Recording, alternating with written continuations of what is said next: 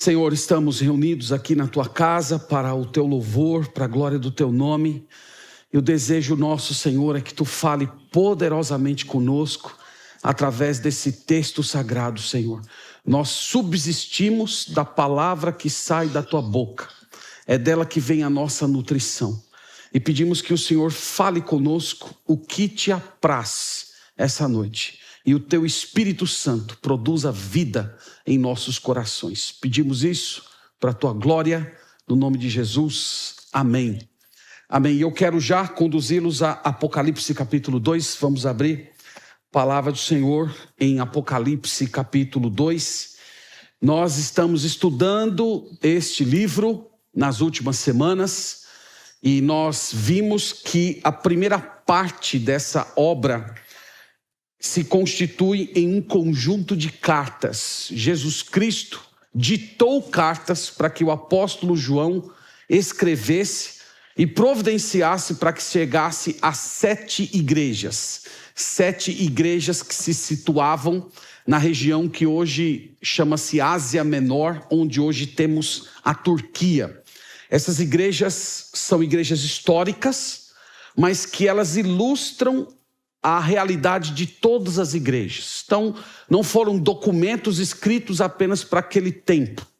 Nós vimos que cada uma das cartas termina com a seguinte sentença: quem tem ouvidos, ouça o que o Espírito diz às igrejas. Então, o Espírito Santo pega aquilo que foi escrito para uma igreja local, com os seus problemas, com as suas alegrias, e o Espírito Santo aplica isso a todas as igrejas. É por isso que esse conteúdo aqui também nos pertence. Uma coisa que fica muito clara, irmãos, nessas cartas é que Deus valoriza a santidade da igreja. O Senhor quer que o seu povo seja santo. Ele morreu para resgatar uma igreja pura e sem defeito. E nós vamos ver que a igreja de Tiatira não estava nesse caminho. Na verdade, a situação dela era muito grave.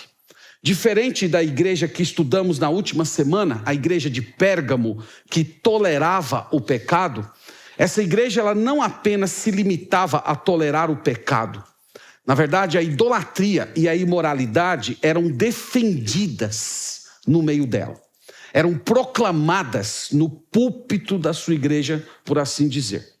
E esses crentes, eles chegaram numa situação tão depreciativa que o Senhor Jesus vai diagnosticá-los como um povo que estava vivendo nas profundezas de Satanás. Você consegue imaginar Jesus Cristo dizendo isso para uma igreja? Vocês estão nas profundezas de Satanás. Enquanto para a igreja de Esmirna, o Senhor Jesus disse que ela foi atacada pela sinagoga de Satanás, enquanto que para a igreja de Pérgamo, o Senhor Jesus disse que ela estava situada no local onde era o trono de Satanás. Para essa igreja aqui, Jesus vai dizer: vocês mergulharam nas profundezas de Satanás. Então nós vamos ver hoje essa carta, se o Senhor assim nos permitir. É a maior de todas. Então, para a gente ganhar um pouco de tempo, eu vou pular aquela leitura inicial. Nós vamos logo lendo o texto e à medida que formos avançando, a gente vai explicando para os irmãos aqui alguns detalhes dessa epístola. Então, nós vamos começar com o destinatário. Como é uma carta, toda carta tem um destinatário, e veja que o destinatário está na primeira linha do verso 18. Nós lemos assim: ao anjo da igreja em Tiatira. Nós já explicamos desde a primeira mensagem que a palavra anjo aqui é literalmente mensageiro, que há 2 tipos de mensageiros no Novo Testamento: os mensageiros humanos e os mensageiros celestiais. Aqui trata-se do mensageiro humano, refere-se ao pastor daquela igreja. Então ele é o mensageiro da igreja de Deus. Agora, enquanto lemos aqui mensageiro, vocês não devem ter a ideia de que o pastor seria um simples carteiro, ou ele seria apenas um leitor daquela carta, um típico assessor que lê um comunicado completamente apartado dos seus ouvintes. Na verdade, o mensageiro é parte constituinte da igreja. igreja. O mensageiro é colocado como sendo responsável pelo rebanho de Deus. Tudo aquilo que é dito para a igreja aplica-se, evidentemente, ao mensageiro, né? Eu estou falando isso, irmãos, porque muitas vezes a pregação do texto bíblico impõe por si só uma dureza. O texto bíblico fere o povo de Deus. E é importante os irmãos lembrarem que o mensageiro não é apartado desses golpes. Na verdade, ele é o primeiro golpeado. Antes de chamar a igreja ao quebrantamento, o mensageiro, ele é o próprio quebrantado, por assim dizer. Essa igreja, como nós vimos, ficava na cidade de Tiatira. Essa cidade, irmãos, era a menor de todas as cidades daquela província da Ásia Menor.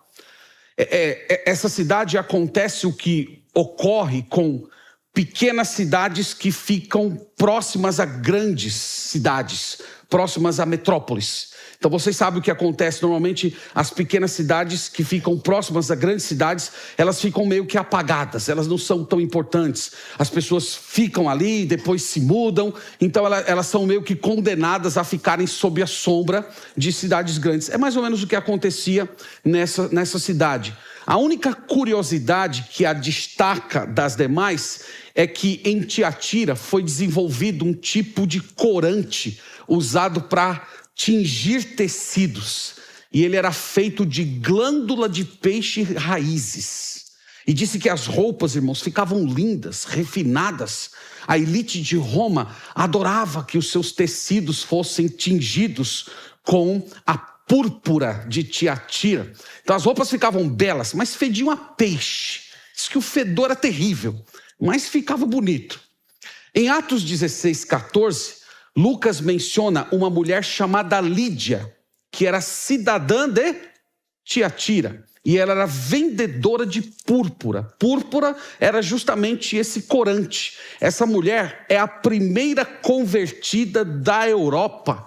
E pode ser que da família dela tenha se levantado as pessoas que teriam fundado essa igreja. Nós não sabemos como ela surgiu na história, mas ela aparece ali ao lado das demais igrejas da Ásia Menor. Ainda no verso 18, irmãos, depois de falar sobre o destinatário, nós temos o remetente. Quem é que está enviando essa mensagem, essa carta a esta igreja? Leia comigo. O texto diz assim, na segunda parte do verso 18. Estas coisas, diz o Filho de Deus, que tem os olhos como chama de fogo e os pés semelhantes ao bronze polido. Então, irmãos, quem vem acompanhando as mensagens nessas epístolas deve ter percebido que a apresentação que Jesus Cristo faz de si mesmo já traz embutida o tipo de mensagem que se segue. Então, quando Jesus quer trazer uma palavra de conforto, ele se apresenta de uma certa maneira. Quando Jesus quer trazer uma palavra de repreensão, ele se apresenta de um certo jeito. Então aqui nós temos o autor da carta se apresentando. Primeiro, ele diz que ele é filho de Deus. Os irmãos sabem que no Novo Testamento nós temos duas expressões que normalmente caracterizam Cristo. Filho do homem e filho de Deus. A expressão filho do homem normalmente exalta a sua natureza humana. É usada para falar da sua humildade, compaixão, cuidado, intercessão, sua paciência para com as nossas fraquezas, fracassos, lutas. Então, filho do homem destaca isso. Mas nós temos também filho de Deus. Filho de Deus destaca a sua divindade. Quando nós lemos filho de Deus, nós temos ali uma declaração a respeito do seu poder, da sua grandeza, da sua majestade e da sua função de juiz. E aqui o texto diz que esse filho de Deus, ele tem olhos como chama de fogo e os pés semelhantes ao bronze polido. Então, o que isso significa? O que isso significaria para aqueles leitores? Que tipo de impressões haveria no coração daqueles crentes ao virem o autor da carta se apresentando dessa maneira? Então, vamos para o capítulo 19 e vocês vão ter uma ideia ali do que significa essa apresentação e como ela chegaria àqueles ouvintes. Então, eu estou lendo Apocalipse 19, versículo 11. Nós lemos assim, Apocalipse 19, versículo 11. Diz: vi o céu aberto e eis um cavalo branco. O seu cavaleiro se chama Fiel e Verdadeiro, e julga e peleja com justiça. Os seus olhos são chama de fogo. Vocês estão vendo que essa descrição aqui é a que nós acabamos de ler. Na sua cabeça há muitos diademas, tem um nome escrito que ninguém conhece senão ele mesmo. E no versículo 15 nós lemos assim: sai da sua boca uma espada afiada para com ela ferir as nações, e ele mesmo as regerá com cetro de ferro, e pessoalmente pisa o lagar do vinho do furor da ira do Deus Todo-Poderoso. Então pergunta, o que é que vocês acham dessa apresentação? Jesus chega e diz: quem está falando com vocês é aquele que tem os olhos como de fogo. Essa expressão olhos como de fogo destaca a sua onisciência. Ele vê tudo. Não existe nada escondido. Não existe ponto cego. Ele enxerga tudo aquilo que está acontecendo. Diante dele, tudo vem à luz. Esse é o sentido.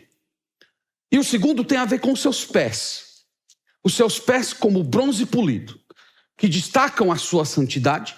E que no capítulo 19, esses pés, eles são utilizados para esmagar os rebeldes. Então o que vocês acham dessa apresentação? Ela é carinhosa? Ela é amorosa? Ela é confortante? Irmãos, essa apresentação não é nada amigável.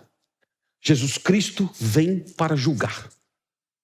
Então Jesus Cristo está empregando uma linguagem que vai ser utilizada, que será utilizada no futuro para destacar a punição que ele vai empreender sobre os incrédulos, e ele está dizendo que ele está vindo no mesmo poder para lidar com a sua igreja.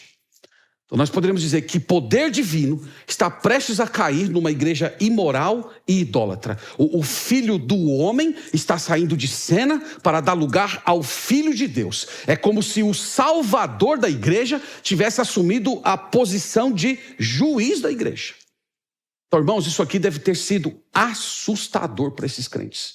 Eu não gostaria que a nossa igreja recebesse uma carta dessa. Simplesmente terrível. Nós mencionamos isso na última pregação, que em 1 Pedro, capítulo 4, versículo 17, é dito que o juízo começa pela casa de Deus. Vai haver um julgamento futuro. As nações que vivem em rebeldia, um dia serão trazidas à presença de Deus e serão julgadas segundo as suas próprias obras. Mas esse juízo, ele começa na casa de Deus. Antes do Senhor visitar esse mundo com punição, ele visita muitas vezes o seu povo, especialmente quando o seu povo está vivendo distante dele. Então esta é a apresentação.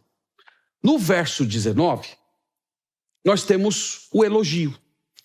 Veja que o Senhor Jesus elogia aqui, o Senhor Jesus reconhece as boas obras dessa igreja. Ele fala assim no verso 19: conheço as tuas obras, o teu amor, a tua fé, o teu serviço, a tua perseverança, e que as tuas últimas obras mais numerosas do que as primeiras.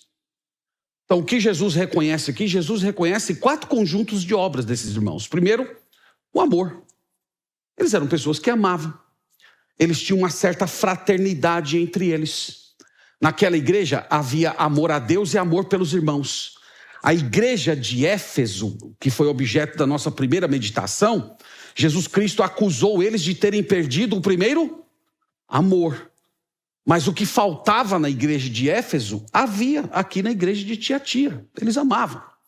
O texto também elogia a fé deles.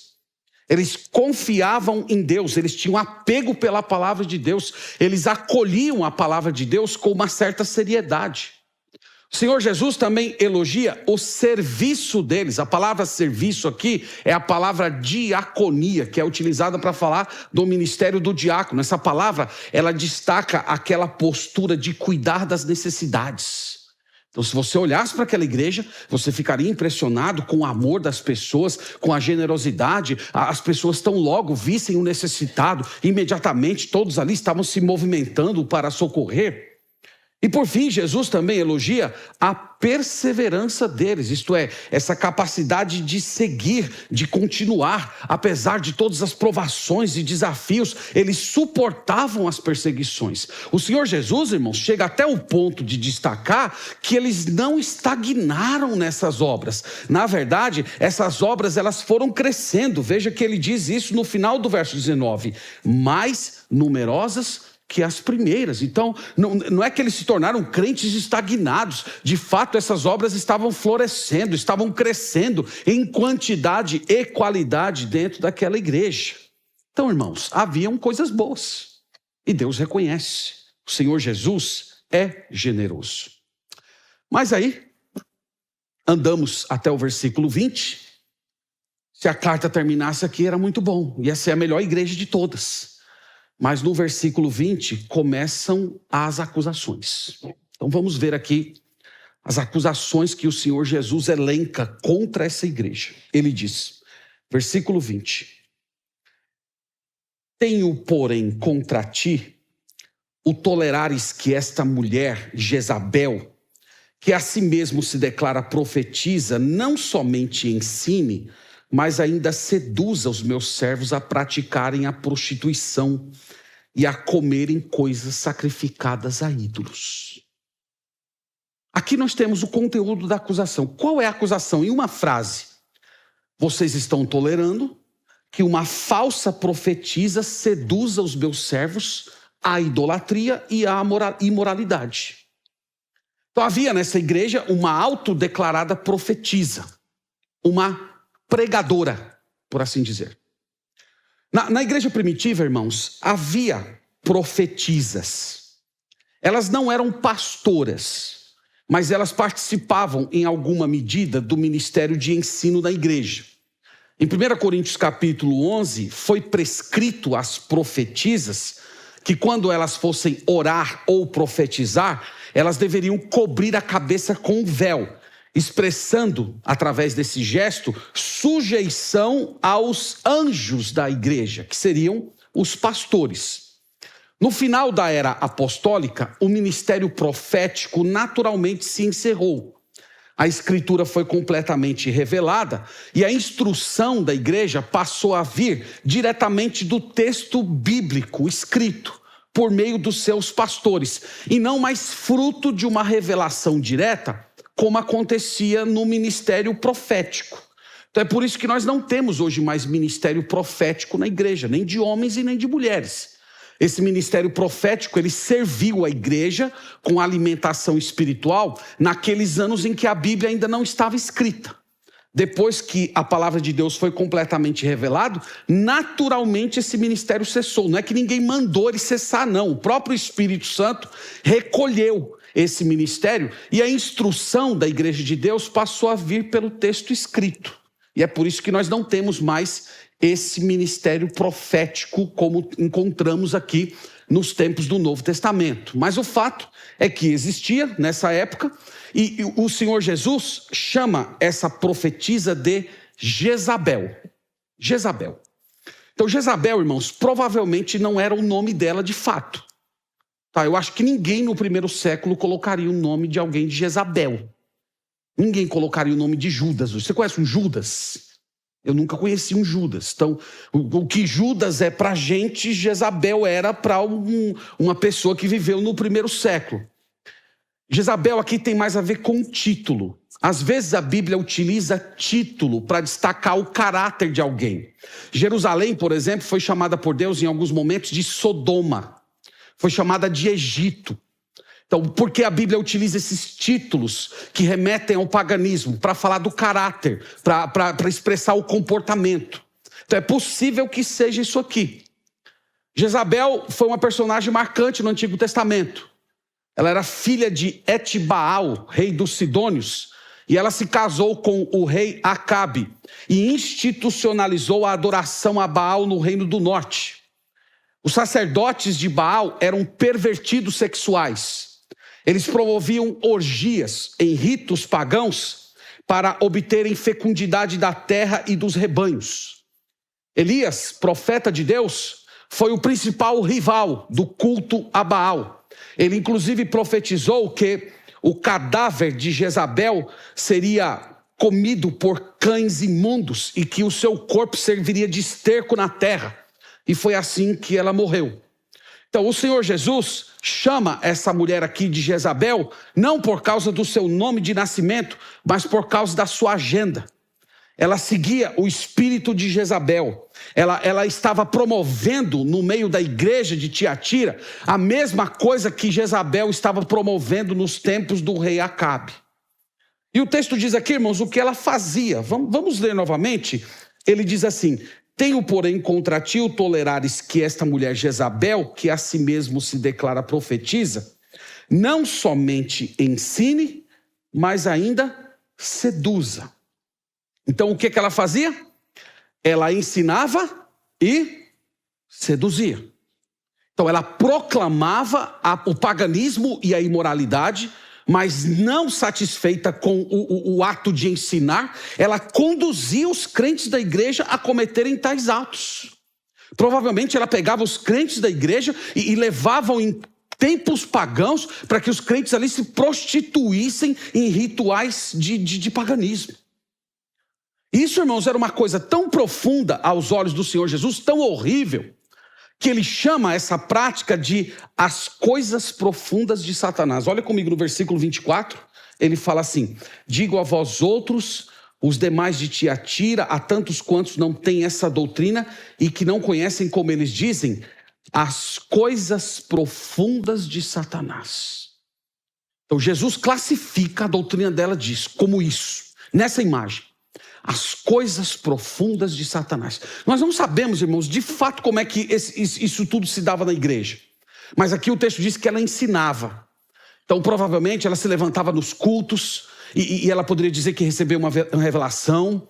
Ela poderia entrar num tipo de transe, como acontecia nas religiões pagãs antigas e acontecem até hoje, e ela dizendo que estava recebendo uma revelação profunda, um conhecimento secreto que não foi dado a Jesus nem aos apóstolos, e chamando os crentes a se entregarem à devassidão, que eles teriam algum tipo de experiência espiritual profunda, caso eles então se entregassem à imoralidade. E Jesus vê os crentes acompanhando essa mulher, indo se prostituir em rituais pagãos, e aí Jesus dá o seguinte diagnóstico: vocês entraram nas coisas profundas de Satanás.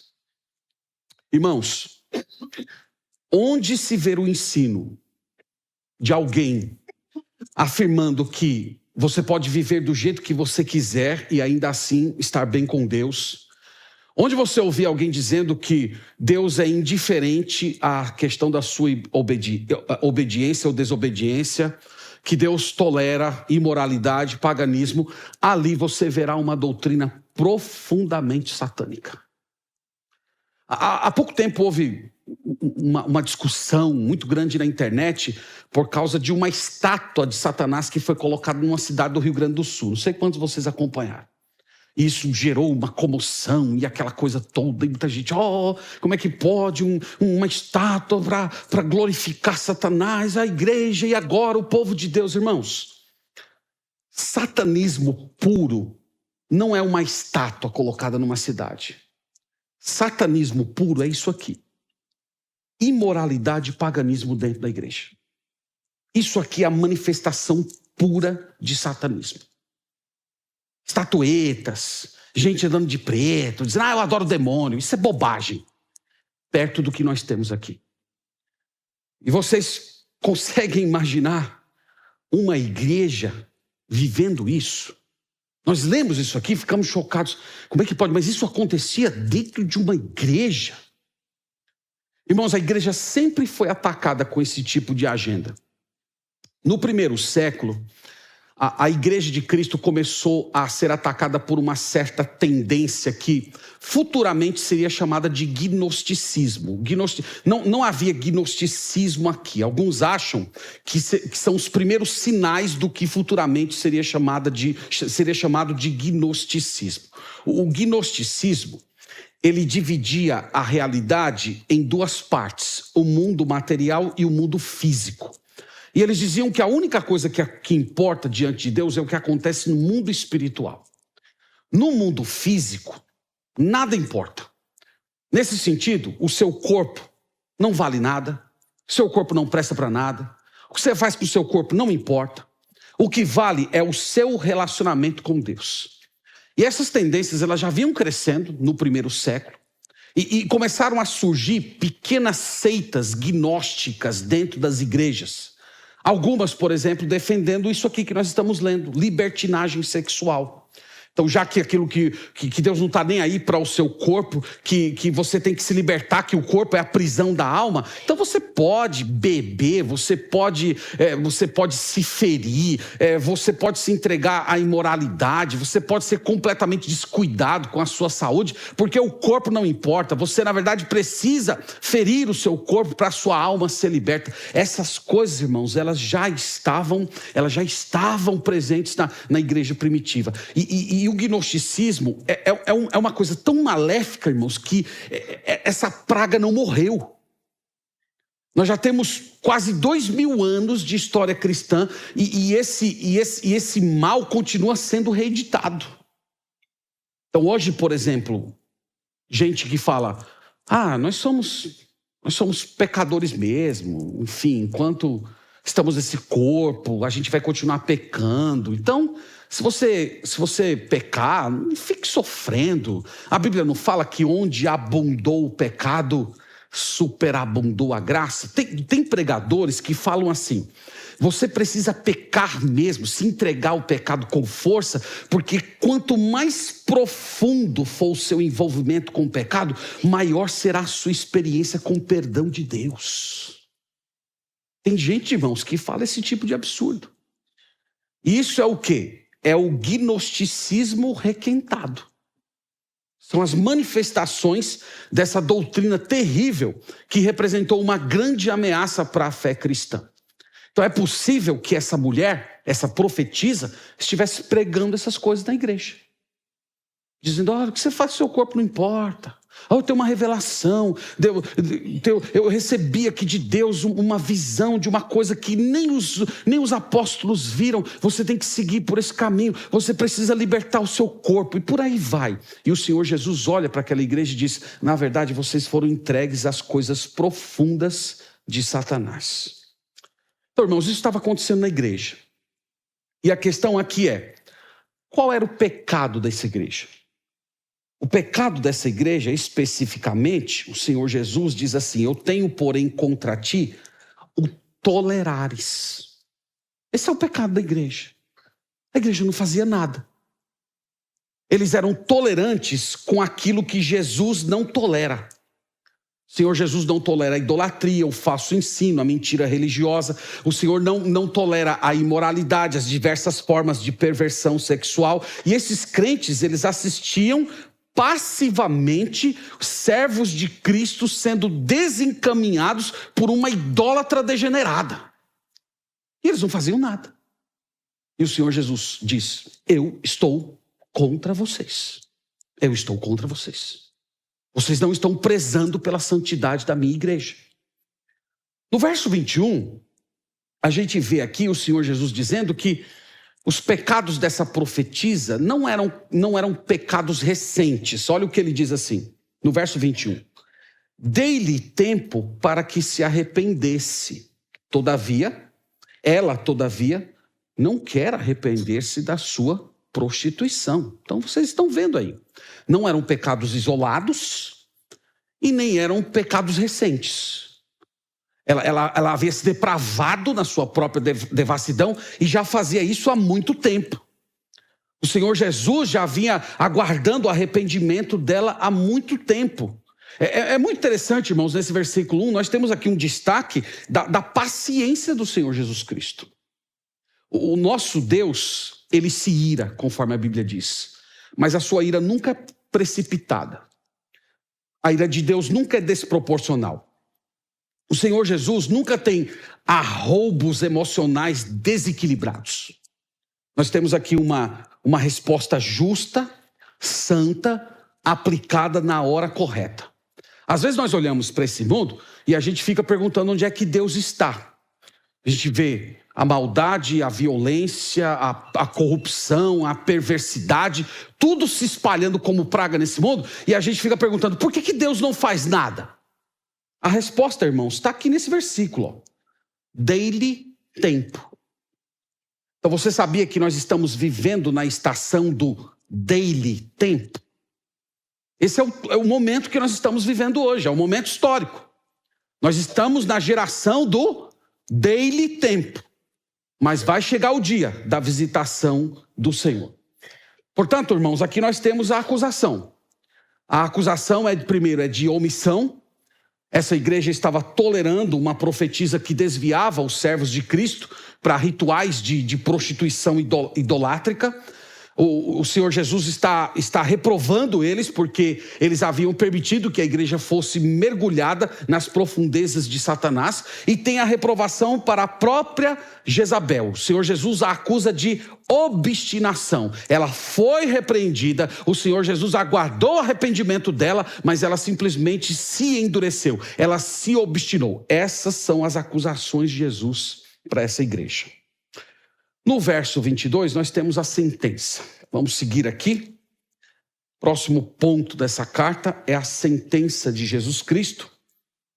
Ele fala assim, verso 22. Eis que a prostro de cama, bem como em grande tribulação os que com ela adulteram, caso não se arrependam das obras que ela incita. O Senhor Jesus disse que tanto ela quanto os seus seguidores seriam severamente punidos. Em primeiro lugar, Jesus disse que eles seriam jogados na cama. O que significa isso? O Senhor Jesus iria feri-los com doenças incapacitantes. Essa palavra cama aqui, irmãos, ela tem um tom de ironia. É como se o Senhor Jesus estivesse substituindo a cama do adultério pelo leito de dor. Então tem um ponto irônico aqui. Jesus diz, eu vou lançar vocês na cama. Vocês vão ser lançados na cama não mais para se prostituírem, mas ficarem prostrados com doenças incapacitantes. Segundo, o texto diz que eles sofreriam grande tribulação. Aqui seria o aspecto mais interno da punição. Eles seriam tomados de tormento. Eles não encontrariam mais paz. Aquela dor excruciante na alma que produz desolação e desespero. Essa expressão, ela é utilizada para falar do dia do Senhor. Pessoas que serão tomadas de um desespero profundo ao ponto de clamarem pela morte. Então Jesus está dizendo que ele ia visitar essas pessoas com dores na alma semelhantes às que os injustos iriam suportar no tempo de tribulação.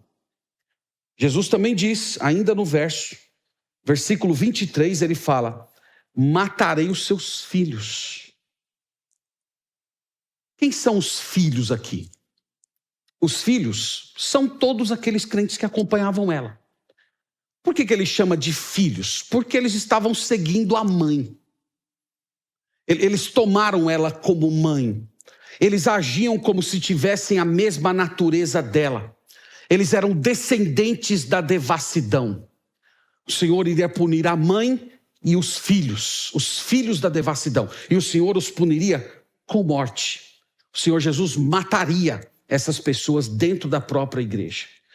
Para os crentes que pecaram junto com ela, nós vimos isso no final do verso 22, ainda havia uma oportunidade de arrependimento. Você pode ver lá no final do verso 22, ele diz, caso não se arrependam das obras que ela incita. Então, para aqueles que estavam acompanhando, para aqueles que estavam sendo desencaminhados, havia ainda uma oportunidade de arrependimento. Mas no caso de Jezabel, não. O tempo do arrependimento já havia sido encerrado. Ela sim seria prostrada em cama e seria morta pelo próprio Deus. Irmãos, há diversos eventos dessa natureza no Novo Testamento. Hoje pela manhã, nós mencionamos o que estava acontecendo na igreja de Corinto. Deus estava lançando no leito, matando crentes que estavam desprezando a ceia do Senhor. Nós estudamos isso hoje pela manhã. Nós temos um evento semelhante a esse acontecendo em Atos capítulo 5, no caso de Ananias e Safira, que foram mortos na hora do culto. E nós temos um ensino a respeito desse assunto em 1 João capítulo 5. Volte aí, por favor, umas poucas páginas para 1 João capítulo 5, no verso 16, e veja que nós temos uma instrução de Deus para a igreja que é visitada com esse tipo de julgamento.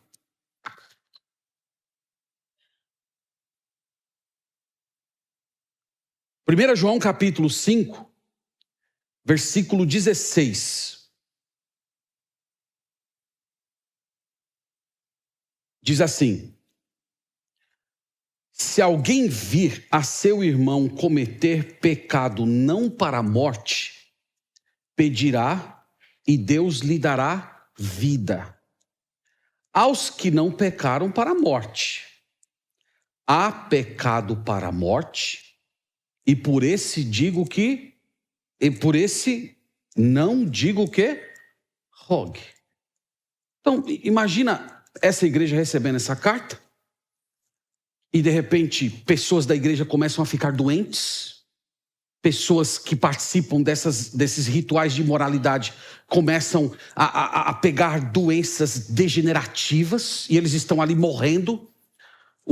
Qual é a orientação bíblica para o restante da igreja? Não ore por essas pessoas.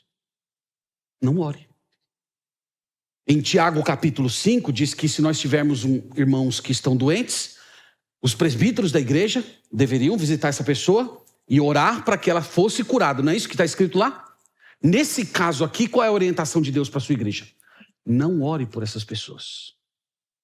Aqueles que estão doentes, cuja a origem da doença não tem a ver com pecados, esses a igreja deve orar. Esses nós vamos clamar, nós vamos interceder, nós vamos pedir com fé, nós vamos visitar, nós vamos consolar. Mas esses aqui, a Bíblia diz, não ore por essas pessoas. Essas pessoas Deus não quer receber intercessões em favor dessas pessoas. Então essa, irmãos, é a orientação. E a pergunta aqui é: por que Deus, o Senhor Jesus Cristo, está agindo de um modo tão radical? Por quê? Volte lá para o capítulo 2 e veja a explicação no final do verso 23, segunda parte do verso 23. Por que Jesus Cristo agiria dessa maneira? Ele diz: matarei os seus filhos, e agora declara: e todas as igrejas conhecerão que eu sou aquele que sonda mente e corações, e vos darei a cada um segundo as vossas obras. Então, por que, irmãos, uma punição tão dura? Porque algo tão radical? O texto diz: esse evento, esse modo de Jesus Cristo agir, se tornaria um aviso poderoso, eloquente para todas as igrejas. Isso seria uma espécie de um outdoor colocado em cada igreja da antiguidade. As igrejas olhariam para eventos como esse e pensariam mais ou menos o seguinte: a igreja de Deus tem dono. O Senhor Jesus Cristo morreu para que ela seja santa. Os seus olhos, como de fogo, investigam o mais profundo da nossa alma. Ele sonda o nosso coração, as nossas intenções, os nossos planos, inclusive as nossas fantasias. E Ele paga a cada um de acordo com as suas próprias obras. Ele pune no corpo e na alma todo aquele que se entrega ao pecado. Ele pisa com os seus pés santos. E isso, irmãos, se constituiria em um aviso solene para aquelas igrejas. E aqueles crentes que estavam vivendo em paz com o próprio pecado, eles aprenderiam de uma vez por todas que o silêncio de Deus não é esquecimento. O silêncio de Deus é a espera do arrependimento. O silêncio de Deus é a calmaria antes da tempestade. E quando essa estação de espera acaba, o Senhor vem e pune. É por isso que Jesus está agindo assim. Jesus está agindo para a glória do seu nome. Jesus está vindicando a sua santidade perante o seu povo, mas ele também está dando um aviso para todas as igrejas. Olha o que acontece com aquelas comunidades que se entregam às profundezas de Satanás. Segue-se então, irmãos, no versículo 24, uma exortação aos piedosos. Haviam piedosos naquela igreja e o Senhor Jesus traz uma exortação para eles, dizendo o seguinte: digo todavia a vós outros, os demais de Tiatira, a tantos quantos não têm essa doutrina e que não a conheceram, como eles dizem, as coisas profundas de Satanás. E aí vem a exortação: outra carga não jogarei sobre vós, então somente conservai o que tendes até que eu venha. Então aqui o Senhor Jesus se volta agora para o remanescente piedoso. Ele diz que os piedosos dessa igreja, eles podem ser distinguidos por duas características. A primeira é que eles não acolheram a doutrina de Jezabel. E a segunda é que eles não se entregaram às profundezas de Satanás. O Senhor Jesus diz aqui que não teria uma outra carga sobre eles. O que é que significa aqui? É uma expressão, irmãos, para dizer mais ou menos o seguinte: eu não vou pedir mais nada para vocês. Eu vou requerer de vocês apenas uma coisa. Eu não vou colocar o peso de outras exigências. E a exigência está no versículo 25. Tão somente conservai o que tendes até que eu venha. Vocês devem reter. Vocês devem reter a santidade. Vocês devem reter o ensino de Jesus, a doutrina dos apóstolos. Vocês devem guardar no coração a expectativa do rei. Vocês devem continuar lutando pela igreja, pela santificação da igreja. Vocês devem continuar buscando ao Senhor de todo o coração. Tudo aquilo que vocês receberam de Deus no ato da conversão e que vem sendo operado na alma de vocês pelo Espírito Santo, guardem, guardem, guardem. Guardem vocês mesmos, guardem-se dessa doutrina terrível, suportem a tentação, segurem com firmeza tudo aquilo que vocês receberam. Jesus disse: eu não tenho outro pedido para fazer para vocês a não ser esse. Aqui nós temos, portanto, a exortação aos piedosos. A partir do verso 26, nós temos as promessas. Então, Jesus termina essa sessão com algumas promessas e um apelo. Essas promessas, irmãos, têm como foco o vencedor. Você pode ler aí no versículo 26, ele diz assim: ao vencedor. Quem é o vencedor aqui? Ele explica no restante do versículo: o vencedor que guardar até o fim as minhas obras. As obras de quem aqui? As obras do Senhor Jesus. Então quem é o vencedor? O vencedor é aquele que persevera, vivendo como Cristo viveu, andando nas pisadas do Senhor Jesus, não se entregando à agenda de uma falsa pregadora, mas segurando aquilo que foi ensinado por Jesus. Esse é o vencedor. E o Senhor Jesus tem duas promessas gloriosas para aqueles que são vencedores. Leia comigo aí no verso 26, ele fala assim: ao vencedor que guardar até o fim as minhas obras, eu lhe darei autoridade sobre as nações, e com cetro de ferro as regerá e as reduzirá a pedaços como se fossem objetos de barro. Que linguagem, não é? Que linguagem. Irmãos, eu lutei muito essa semana com esse texto aqui, porque eu quase fiz a pregação até o versículo 25 para fazer outra só a partir do versículo 26, porque o versículo 26 daria um sermão à parte. Em palavras simples, Jesus promete que os vencedores irão reinar com ele.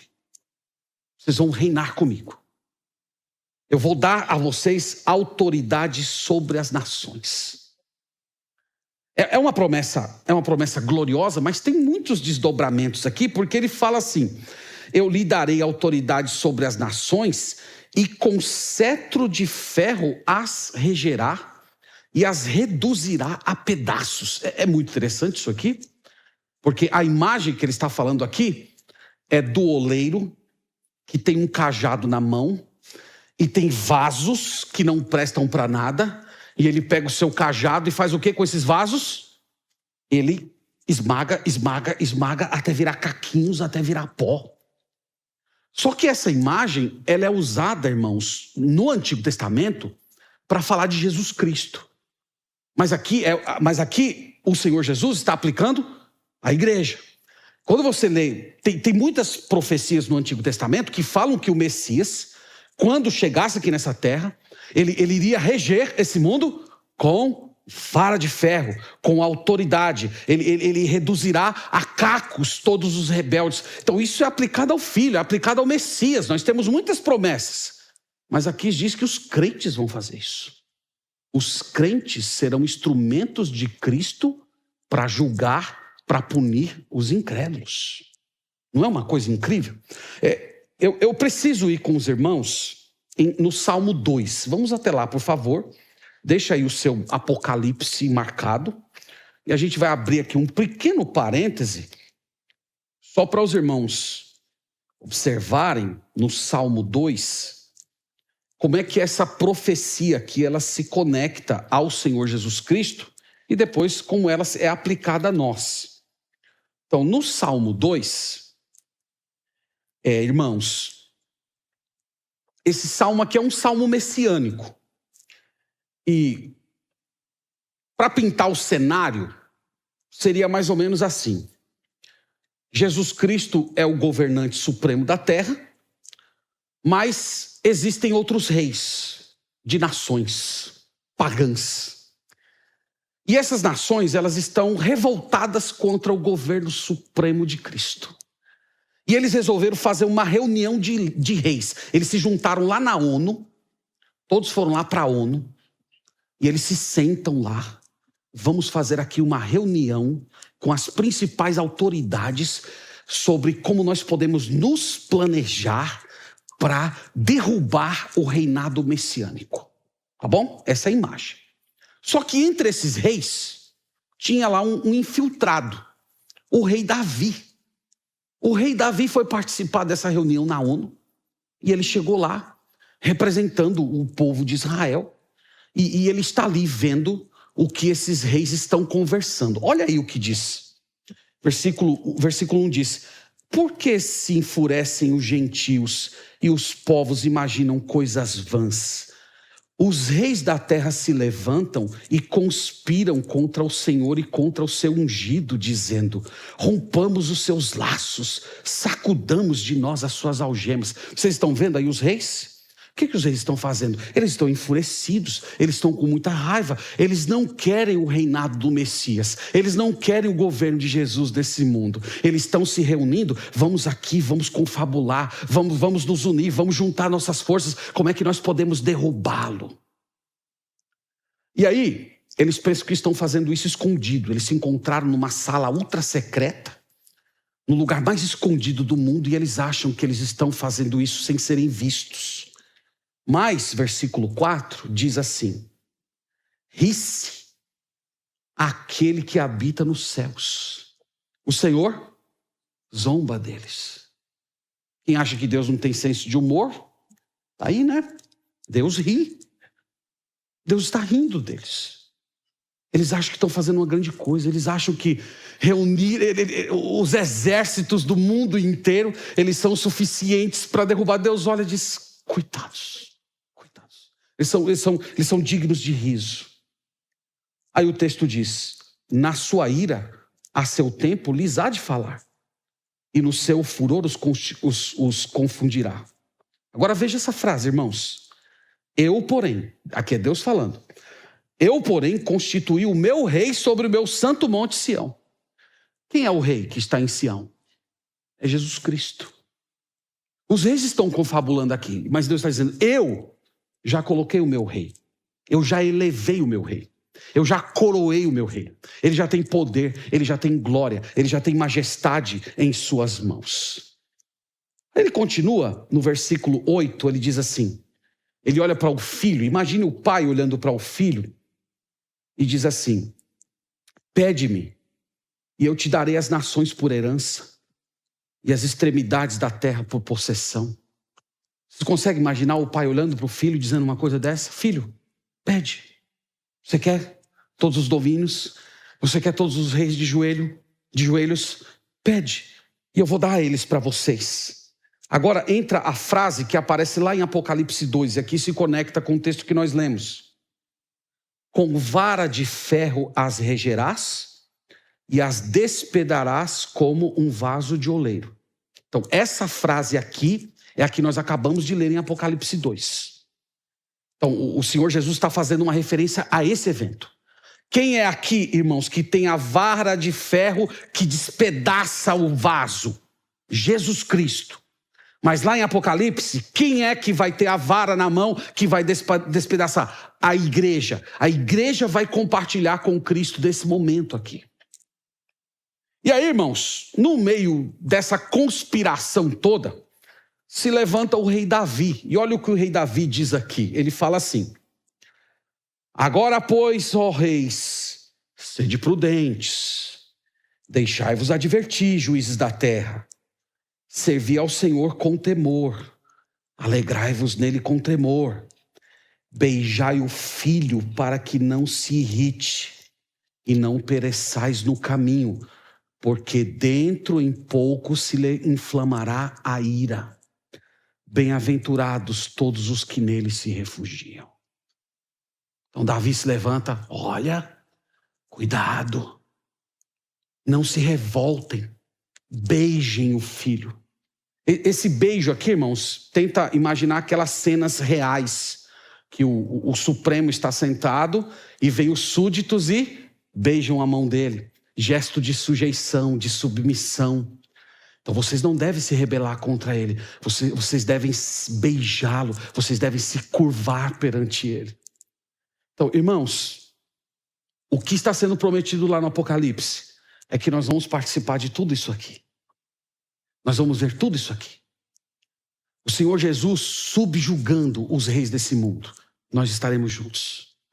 O Senhor Jesus Cristo quebrando com o seu cetro de ferro todos aqueles que se levantam contra o seu domínio. Nós estaremos juntos. Nós participaremos desse reino glorioso. Nós estaremos sentados ao lado dele como sendo corregentes dessa época tão gloriosa. Volte lá para Apocalipse. Tenho ainda algumas observações aqui, irmãos. Como eu disse, tinha muita coisa que eu queria falar para vocês desse versículo. Irmãos, esse versículo, ele só pode ser explicado adequadamente se nós crermos em um futuro reino milenar. Esse texto, ele só se aplica do jeito que ele está escrito aqui, se você tiver a crença de que haverá um futuro reino milenar no qual Cristo governará esse mundo da cidade de Jerusalém. Dentro do meio evangélico, existem duas concepções a respeito do milênio. A primeira é chamada de amilenista e a segunda é chamada de milenista ou milenarista, depende do autor que você for ler. Então, a visão amilenista, ela praticamente se tornou a majoritária no meio evangélico brasileiro, infelizmente. Muito defendida pelos amados irmãos presbiterianos, eles estão equivocados nesse ponto. Mas a visão amilenista declara que esse governo futuro de Cristo, que nós dizemos que é futuro, na verdade ele é simbólico, ele está acontecendo nos dias de hoje. E ele ocorre na forma de um governo espiritual através do qual Cristo está governando o mundo por meio da igreja. Então esse governo é um governo espiritual. O texto lá principal a respeito do milênio, Apocalipse capítulo 20, diz que nesses 1000 anos Satanás estará preso. Então se você perguntasse para um irmão presbiteriano, mas a Bíblia não diz que Satanás será preso, ele diz que Satanás está preso hoje. Eu sempre me pergunto assim, mas como Satanás está preso hoje? É regime semiaberto? Está tendo saidinha? Tem a saidinha lá, né? É muito difícil você ver o mundo como está hoje e imaginar que Satanás está preso. Mas eles dizem que ele está preso no sentido de que o seu poder foi enfraquecido. Então, irmãos, esse texto aqui não se encaixa dentro de uma concepção amilenista. Veja aqui, primeiro, ele fala de um tempo futuro. Ele diz, ao vencedor, ao que guardar as minhas obras, eu lhe darei. Então ele está falando de um tempo futuro. Ele não está falando de uma coisa que está acontecendo agora. Ele está falando de uma outra era. Segundo, Isso aqui também não pode ser o estado eterno. Tem alguns que dizem, não, isso aqui é uma forma de representar o novo céus e a nova terra. Quando Jesus voltar, ele vai renovar todas as coisas. Esse texto aqui não se encaixa no estado eterno. Por quê? Porque tem rebelião. Não tem rebelião? No estado eterno vai ter rebelião? Não vai ter. Novo céus, nova terra, tudo vai ser tomado pela santidade. Aqui está falando de uma época em que Jesus governará pessoalmente esse mundo. E esse governo, irmãos, será na forma de uma punição imediata pelos pecados. Hoje, os ímpios pecam contra o Senhor, mas o juízo que deveria cair sobre eles está sendo adiado. Mas nessa época aqui, o texto diz que não será assim. As pessoas pecarão contra o Senhor e imediatamente o pecado será punido. Nós lemos, acabamos de ler no Salmo 2, uma conspiração de reis se levantando contra o governo de Cristo. Quando é que isso vai acontecer? Isso só cabe dentro de uma visão milenarista. Então, nós definimos o milênio como sendo um período de tempo de 1000 anos, conforme diz Apocalipse 20, no qual Cristo irá reinar em um mundo que é melhor do que esse, mas ainda imperfeito. Nós chamamos isso de um reino intermediário. Por que um reino intermediário? Porque ele carrega alguns elementos da presente era, mas ele também carrega alguns elementos que já apontam para o novo céus e nova terra. Então, só para dar um exemplo. Por que o milênio vai ser melhor do que agora? Primeiro, porque Cristo estará reinando. Segundo, porque o pecado será punido. Por que o milênio será melhor do que agora? Porque lá em Isaías capítulo 11 diz que durante o tempo do reinado de Cristo, do Messias, as crianças irão brincar com os animais peçonhentos. Então a Bíblia declara que vai ser um mundo melhor do que esse. Só que ainda não é o estado eterno, porque em Isaías 65 diz que as pessoas ainda vão morrer. É verdade que quem morrer aos 100 anos, diz lá em Isaías 65, quem morrer aos 100 anos morrerá ainda jovem. As pessoas terão uma vitalidade maior, mas ainda haverá morte. Então os irmãos estão vendo que é um mundo melhor do que o que nós temos hoje, mas também não é o estado eterno. A Bíblia tem diversas passagens a respeito desse assunto, diversas profecias. Recentemente eu apresentei um estudo a respeito desse assunto. Nós temos diversas passagens que falam a respeito de um reino intermediário, que é melhor do que o que nós estamos vivendo hoje, mas não é igual ao estado eterno. Cristo estará reinando temporalmente. Então, esse texto aqui que nós acabamos de ler, ele se encaixa como luva na visão milenarista. A Bíblia fala de um reino futuro, em que Cristo reinará pessoalmente na cidade de Jerusalém. Ele vai conduzir o mundo com mãos de ferro. Ele vai punir todos os rebeldes. E esse estágio vai durar durante 1000 anos, até que haja a implantação do estado eterno, novos céus e nova terra. Esse texto, como eu disse, se encaixa como luva, mas tem outros. Fica aí como tarefa de casa a leitura de Isaías 65, Isaías capítulo 11, Zacarias capítulo 14. Você vai ver diversas passagens que falam de um tempo diferente do nosso, melhor do que o nosso, mas que ainda não é o estado eterno. Então, fechado o parêntese aqui, irmãos, qual é a promessa de Cristo para quem vence? A promessa é participar do reino futuro.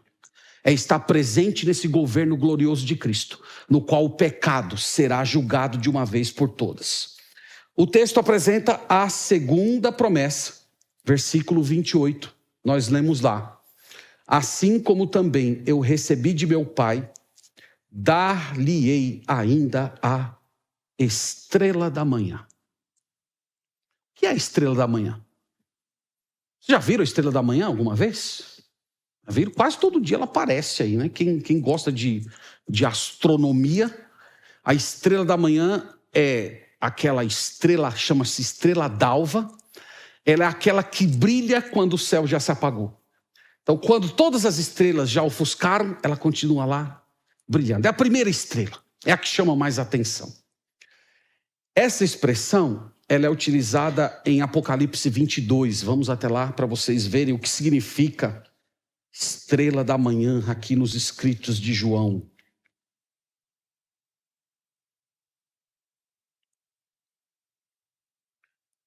Apocalipse 22, versículo 16. Nós lemos assim: Eu, Jesus, enviei o meu anjo para vos testificar estas coisas às igrejas. Eu sou a raiz e a geração de Davi, a brilhante estrela da manhã. Quem é a estrela da manhã? Jesus. Qual é o prêmio que está reservado para todos aqueles que guardam, aqueles que não cedem, aqueles que retêm tudo o que receberam de Cristo? O prêmio é Jesus. Jesus será a sua recompensa. A comunhão eterna, nunca mais separada. O que está sendo prometido aqui, irmãos, se fôssemos colocar numa única sentença, diríamos: o vencedor vai herdar o reino e vai ganhar o rei. Ele vai obter essas duas dádivas gloriosas. Jesus Cristo será o nosso grande prêmio. Ele é o prêmio de todos aqueles que perseveram. Então essa, irmãos, é a promessa maravilhosa para toda a igreja santa, para toda a igreja que batalha por sua santidade, para todo crente que dá as costas para todas as formas de devassidão, de imoralidade, de falsas doutrinas. Há um prêmio glorioso. Você vai estar no reino, você estará ao lado do rei, reunido a ele para todo sempre. Versículo 29, nós terminamos com um apelo. Quem tem ouvidos, ouça o que o Espírito diz às igrejas. A mensagem de Tiatira não pertence somente a ela, irmãos. O Espírito Santo ecoa para todas as igrejas. Seus elogios, fé, amor, perseverança, serviço, pertencem a todas as igrejas. As acusações que Jesus levanta de tolerar as coisas profundas de Satanás, com a sua sentença terrível de que ele punirá com doenças, dor interna, morte, todos aqueles que seguem a doutrina de Jezabel, pertence a todas as igrejas. A exortação de que os piedosos devem segurar o que têm, manter as obras de Cristo, para que no dia futuro, no reino vindouro, estejam ao lado de Cristo no seu reino e também tenham o rei eternamente, pertencem a todas as igrejas. Essa mensagem é sua, é para você, é para cada crente em particular e para a igreja de Deus como um todo. E o nosso dever, irmãos, qual é? Ouvir. Ouvir. Nós temos que ouvir. Ouvir aqui é atender. Nós temos que ler isso aqui e dizer: isso aqui é meu. Isso aqui me pertence. Eu preciso me apropriar disso. Eu preciso acolher o que está escrito aqui. Então, irmãos, essa é a exposição do texto. Eu sei que eu já estourei todos os horários possíveis, né, do domingo à noite, mas tem um pouquinho mais de paciência. Eu quero só trazer algumas lições finais e depois nós vamos orar ao Senhor. Primeira lição, irmãos, que nós aprendemos nessa história, nessa epístola, na verdade, é que a igreja de Deus precisa adotar uma postura de intolerância para com o pecado. Essa não foi a condenação de Jesus para essa igreja? Eu tenho, porém, contra ti o tolerares. A igreja de Deus deve ser intolerante. Essa palavrinha hoje é uma palavrinha que dói em muitos ouvidos, mas é a palavra que Jesus utilizou. Isso, irmãos, é uma coisa absolutamente séria, porque a nossa tolerância ou a nossa intolerância vai definir se nós teremos Jesus como nosso amigo ou como nosso inimigo. É por isso que esse assunto é sério. Nós queremos que Jesus seja amigo desta igreja ou que ele seja inimigo dessa igreja. Nós queremos o Filho do Homem aqui no nosso meio, se movendo em cada culto, ou nós queremos o Filho de Deus, visitando com seus olhos de fogo e os seus pés de bronze polido. O que nós queremos como igreja? Então a nossa tolerância ou a nossa intolerância para com o pecado irá definir o nosso relacionamento com Jesus. Agora, talvez um ponto que vale a pena mencionar é: como é que a nossa intolerância se expressa? Isso é muito importante, porque lembre-se que a igreja de Éfeso foi condenada por Jesus porque ela perdeu o seu amor. Então nós podemos adotar uma postura intolerante ao ponto de perdermos o amor. Isso cairemos em outra condenação. Como é que a igreja é intolerante? Nós nos tornamos, irmãos, intolerantes, em primeiro lugar, cultivando arrependimento próprio. Sendo intolerantes com os nossos próprios pecados. Não aceitando as próprias inclinações maléficas da nossa carne. Nós somos intolerantes buscando a plenitude do Espírito Santo, nos consagrando ao Senhor, até que o novo homem se sobreponha ao eu pecaminoso. Nós somos intolerantes, exortando em amor os irmãos que pecam contra o Senhor, não nos fazendo de indiferentes, indo até as pessoas e com profunda ternura, procurando trazê-las à restauração ao Senhor Jesus Cristo. Mas nós também somos intolerantes, expulsando do nosso meio todos aqueles que se entregam ao pecado sem arrependimento. Nós somos intolerantes quando nós repudiamos todas as pessoas que pregam libertinagem no meio da igreja de Deus. Então é assim que a igreja de Deus deve ser. E esse é o caminho, irmãos, para termos a aprovação do Senhor Jesus Cristo.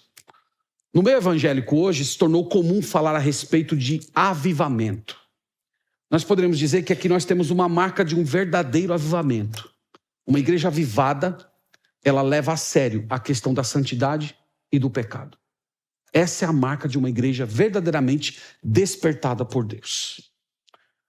Segundo lugar, eu queria me dirigir àquelas pessoas que, de alguma maneira, se entregaram ao pecado.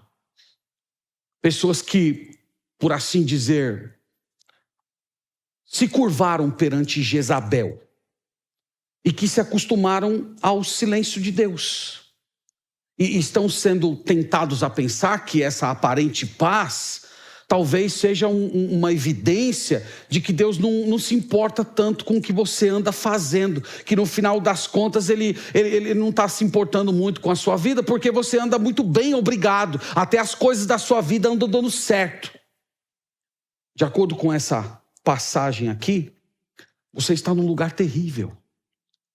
Você está vivendo nas profundezas de Satanás. É isso que o texto diz.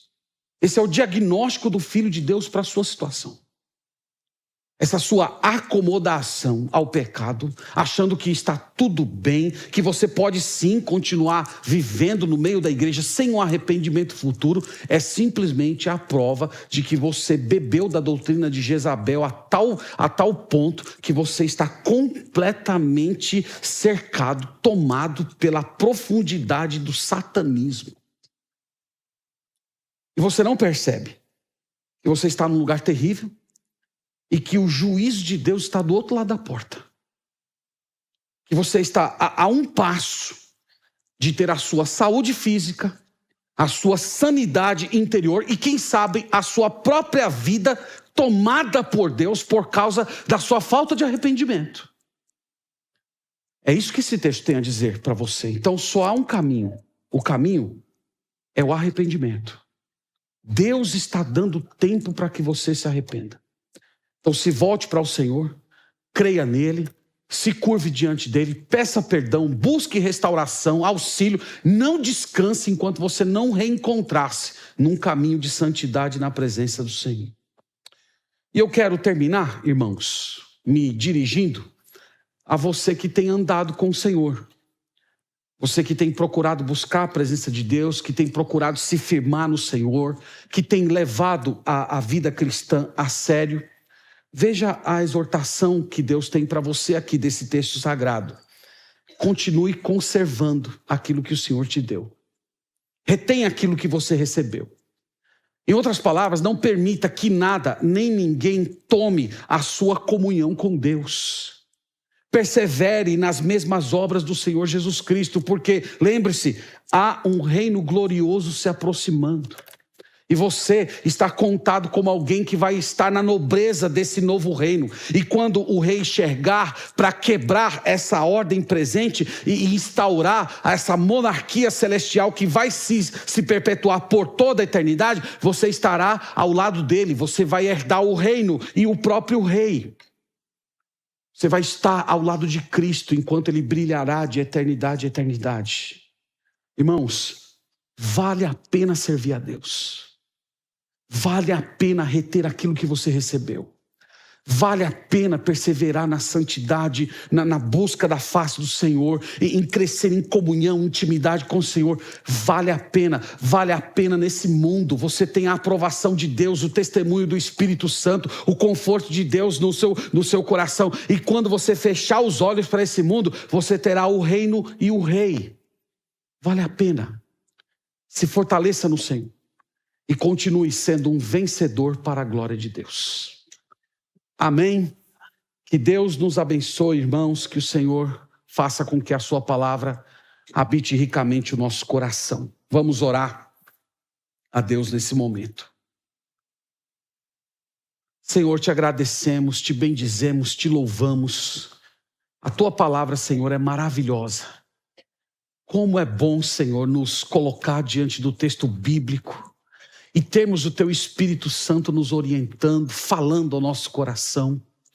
Muito obrigado, Senhor, por esses processos espirituais que acontecem na tua casa quando nós estamos reunidos. E nós pedimos, Senhor, que a nossa igreja seja santa, que ela seja pura, que ela seja imaculada, que nós adotemos uma postura de intolerância com o nosso próprio pecado e contra qualquer pessoa que se levante, conduzindo outras pessoas dessa igreja à perversão, ao pecado, à distância do Senhor. Livre-nos, Senhor, das coisas profundas de Satanás, dessa completa entrega passiva ao mal, à promiscuidade, à idolatria. Livra o teu povo, Senhor.